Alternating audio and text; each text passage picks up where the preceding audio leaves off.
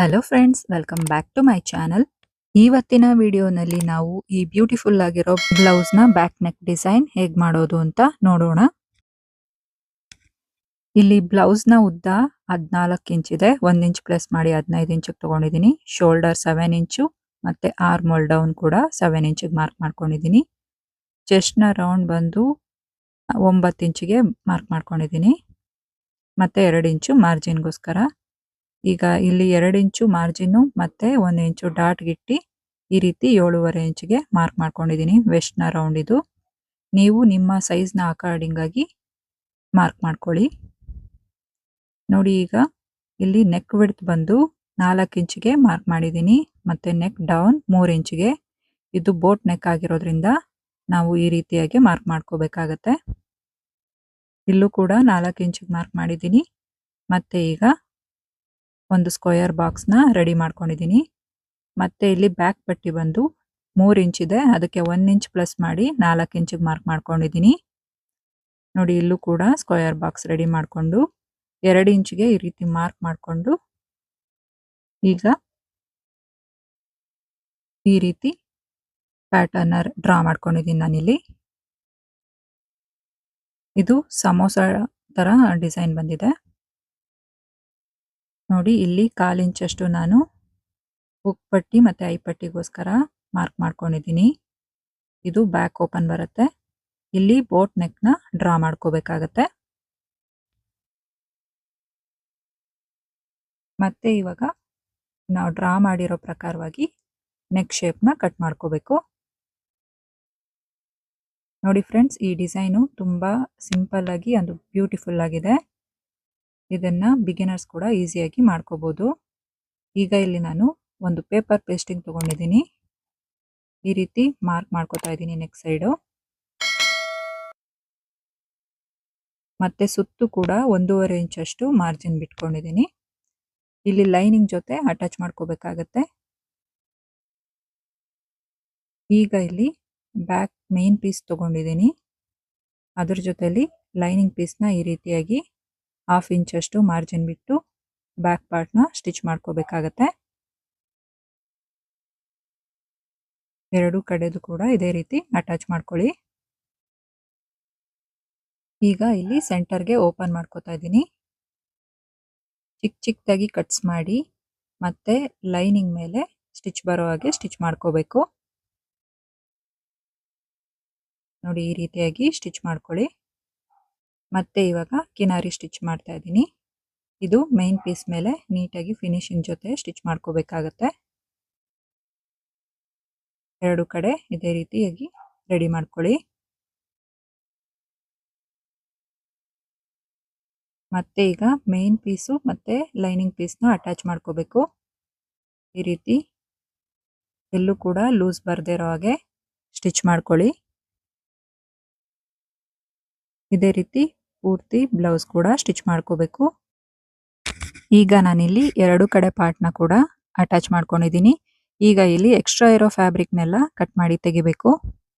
ನೋಡಿ, ಈ ರೀತಿಯಾಗಿ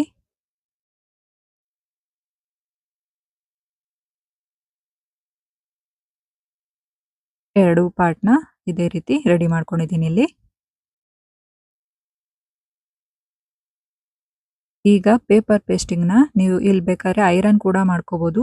ನಾನಿಲ್ಲಿ ಸ್ಟಿಚ್ ಮಾಡ್ತಾ ಇದ್ದೀನಿ. ಲೈನಿಂಗ್ ಫ್ಯಾಬ್ರಿಕ್ ಜೊತೆಲಿ ಸ್ಟಿಚ್ ಮಾಡ್ಕೋತಾ ಇದ್ದೀನಿ. ನೋಡಿ, ಈ ರೀತಿಯಾಗಿ ಇಲ್ಲಿ ನಾನು ಎಕ್ಸ್ಟ್ರಾ ಪೀಸು ಅಟ್ಯಾಚ್ ಮಾಡಬೇಕಾಗತ್ತೆ ಕಾರ್ನರಲ್ಲಿ.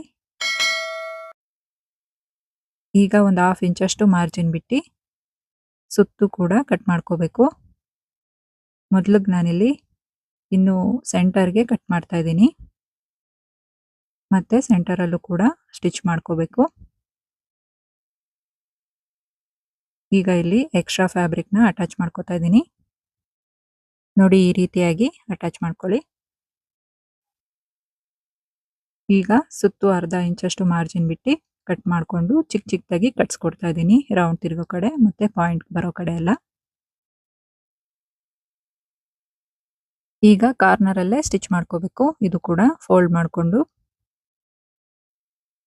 ಈ ಕಟ್ಸ್ ಮಾಡೋದ್ರಿಂದ ನೀಟಾಗಿ ಫೋಲ್ಡ್ ಆಗುತ್ತೆ ಫ್ರೆಂಡ್ಸ್. ನೋಡಿ ಎರಡನ್ನೂ ಇದೇ ರೀತಿ ತಯಾರು ಮಾಡ್ಕೊಂಡಿದ್ದೀನಿ ಇಲ್ಲಿ.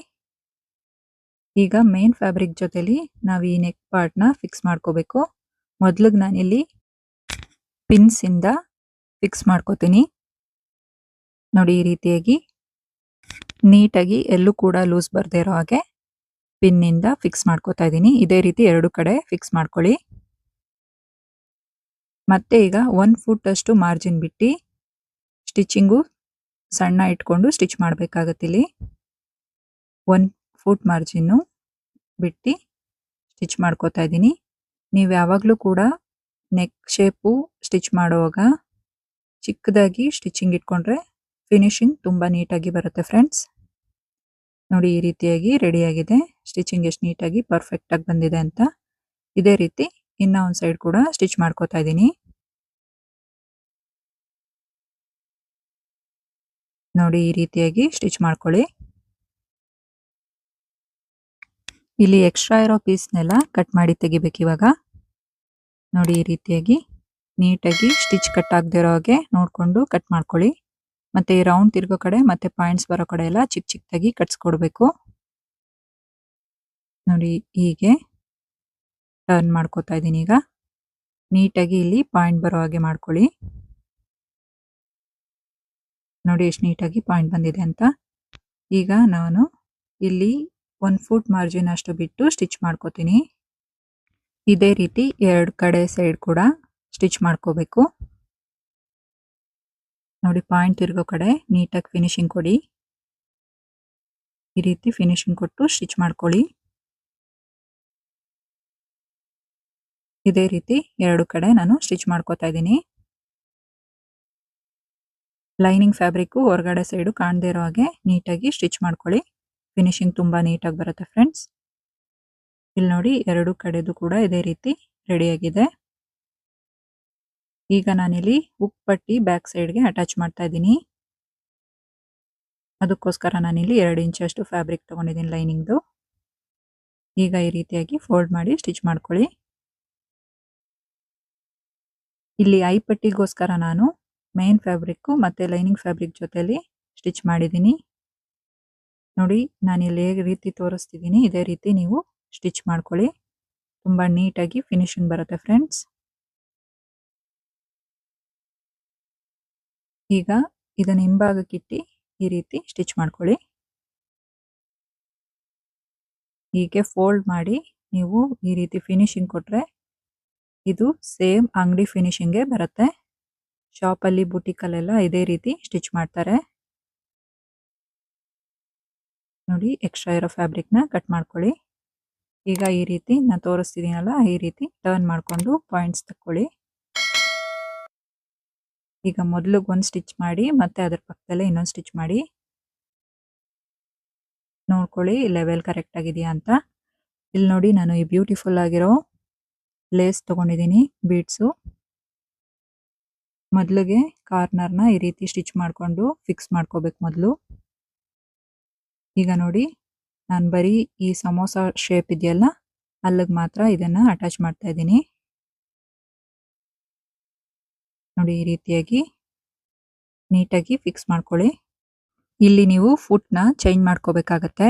ಒಂದು ಸೈಡ್ ಬರುತ್ತಲ್ಲ ಆ ಫುಟ್ನ ಹಾಕೊಳ್ಳಿ. ಯಾವಾಗೂ ಕೂಡ ಬೀಡ್ಸ್ಗಳನ್ನ ಅಟ್ಯಾಚ್ ಮಾಡುವಾಗ ಒಂದು ಸೈಡ್ ಫುಟ್ನ ಫಿಕ್ಸ್ ಮಾಡ್ಕೊಳ್ಳಿ. ನೋಡಿ ಇಲ್ಲಿವರೆಗೂ ಕೂಡ ನಾನು ಅಟ್ಯಾಚ್ ಮಾಡ್ಕೊಂಡಿದ್ದೀನಿ. ನೀವು ಬೇಕಾದರೆ ಪೂರ್ತಿ ನೆಕ್ ಕೂಡ ಅಟ್ಯಾಚ್ ಮಾಡ್ಕೋಬೋದು. ನಾನು ಈ ರೀತಿಯಾಗಿ ಅಟ್ಯಾಚ್ ಮಾಡ್ಕೊಂಡಿದ್ದೀನಿ ಇಲ್ಲಿ. ಇದೇ ರೀತಿ ಮತ್ತೊಂದು ಸೈಡ್ ಕೂಡ ಅಟ್ಯಾಚ್ ಮಾಡ್ಕೊಳ್ಳಿ. ಈ ಡಿಸೈನ್ ರೆಡಿ ಆದ್ಮೇಲಂತೂ ತುಂಬ ಬ್ಯೂಟಿಫುಲ್ ಆಗಿ ಸಿಂಪಲ್ ಆಗಿದ್ರು ಕೂಡ ಬ್ಯೂಟಿಫುಲ್ ಆಗಿದೆ ಫ್ರೆಂಡ್ಸ್ ಇದು. ನೋಡಿ ಈ ರೀತಿಯಾಗಿ ನಾವಿಲ್ಲಿ ಇದನ್ನ ಫಿಕ್ಸ್ ಮಾಡ್ಕೋಬೇಕು. ಇಲ್ಲದೆ ಹೋದ್ರೆ ಮಣಿಗಳೆಲ್ಲ ಓಪನ್ ಆಗಿಬಿಡುತ್ತೆ. ನೋಡಿ ಎಷ್ಟು ಚೆನ್ನಾಗಿ ತಯಾರಾಗಿದೆ ಅಂತ. ಈಗ ಮತ್ತೆ 1 ಫುಟ್ ಮಾರ್ಜಿನ್ ಬಿಟ್ಟು ಸ್ಟಿಚ್ ಮಾಡ್ಕೊಂಡಿದ್ದೀನಿ. ಯಾಕೆಂದರೆ ಈ ಲೇಸು ನೀಟಾಗಿ ಫಿಕ್ಸ್ ಆಗಲಿ ಅಂತ.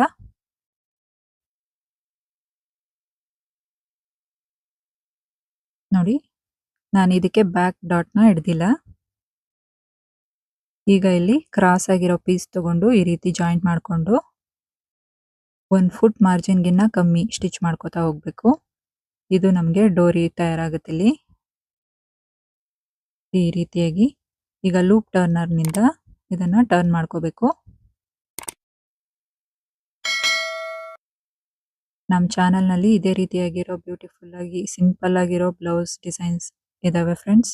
ನೋಡಿ ನನಗೆ ಸಪೋರ್ಟ್ ಮಾಡಿ. ನೋಡಿ ಈ ರೀತಿ ಸೆಂಟರ್ಗೆ ಕಟ್ ಮಾಡ್ಕೊಂಡಿದ್ದೀನಿ. ಇಲ್ಲಿ ಹ್ಯಾಂಗಿಂಗ್ಸ್ ಕೂಡ ಎಷ್ಟು ಬ್ಯೂಟಿಫುಲ್ ಆಗಿದೆ ಅಂದರೆ ತುಂಬ ಚೆನ್ನಾಗಿ ಬಂದಿದೆ ಇದು ಹ್ಯಾಂಗಿಂಗ್ಸ್ ಕೂಡ. ಇದನ್ನ ನಾನಿಲ್ಲಿ ಸೂಜಿ ದಾರದಿಂದಾನೇ ಕೈಯಲ್ಲೇ ಫಿಕ್ಸ್ ಮಾಡ್ಕೊತಾ ಇದ್ದೀನಿ. ನೀವು ಕೂಡ ಇದೇ ರೀತಿ ಸ್ಟಿಚ್ ಮಾಡ್ಕೊಳ್ಳಿ, ಫಿನಿಶಿಂಗ್ ತುಂಬ ಚೆನ್ನಾಗಿ ಬರುತ್ತೆ. ನೋಡಿ ಎರಡು ಕಡೆದು ಕೂಡ ಇದೇ ರೀತಿ ಫಿಕ್ಸ್ ಮಾಡ್ಕೊಂಡಿದ್ದೀನಿ. ಈಗ ನಾವು ಪಾಯಿಂಟ್ಸ್ ಇದೆಯಲ್ಲ ಅದನ್ನ ಅಲ್ಲಿ ಫಿಕ್ಸ್ ಮಾಡ್ಕೊಳ್ಳಿ. ಈ ಡೋರಿನ ಫಿಕ್ಸ್ ಮಾಡಿಕೊಂಡು ನೀಟಾಗಿ ಫಿನಿಶಿಂಗ್ ಕೊಡಿ. ಈ ಲೇಸ್ ಏನಾದರೂ ಹೊರಗೆ ಕಾಣಿಸ್ತಿದ್ರೆ ಈಗಲೇ ಅದನ್ನ ನೀಟಾಗಿ ಫಿನಿಶಿಂಗ್ ಕೊಟ್ಟು ಸ್ಟಿಚ್ ಮಾಡ್ಕೊಬಿಡಿ. ನೋಡಿದ್ರಲ್ಲ ಫ್ರೆಂಡ್ಸ್, ಈ ಡಿಸೈನ್ ಎಷ್ಟು ಸಿಂಪಲ್ ಆಗಿದೆ, ಬಿಗಿನರ್ಸ್ ಕೂಡ ಈಸಿಯಾಗಿ ಮಾಡ್ಕೋಬಹುದು. ಈ ದಿನದ ಡಿಸೈನ್ ಈ ರೀತಿಯಾಗಿ ತಯಾರಾಗಿದೆ ಫ್ರೆಂಡ್ಸ್. ಈ ನೆಕ್ ಡಿಸೈನ್ ಹೇಗಿದೆ ಅಂತ ಕಮೆಂಟ್ ಮಾಡಿ ಹೇಳಿ. ವಿಡಿಯೋ ಲೈಕ್ ಶೇರ್ ಮಾಡಿ, ಚಾನೆಲ್ನ ಸಬ್ಸ್ಕ್ರೈಬ್ ಮಾಡೋದು ಮರಿಬೇಡಿ. ಸಿಗೋಣ ನೆಕ್ಸ್ಟ್ ವಿಡಿಯೋದಲ್ಲಿ. ಧನ್ಯವಾದ.